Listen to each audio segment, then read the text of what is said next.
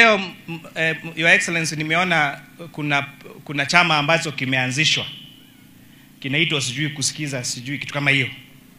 Your Excellency, kama umeangalia hapa, ungedhani ya kwamba kwa sababu hapa panaitwa Aremi na hii kijiji next inaitwa Nyakiambi na hii ingine inaitwa Shiefonde, ungedhani wale hapa wataongea kwa lugha moja, kwa lugha ya Kikuyu. Ni kweli ama ni uongo? Lakini imeendeshwa kutoka kwa wachungaji kwa lugha ya taifa. Kwa sababu sisi hapa tunao Wajaluo hapa, tunao Waluya zote za nchi yetu ya Kenya, na tunakaa vizuri kama ndugu na dada. Tafadhali tunakuomba, mambo ya kututenganisha kwa misingi ya kikabila, tafadhali hiyo hatutaki hata kidogo. Sisi watu wa Molo tuanakanywe tuwekeke.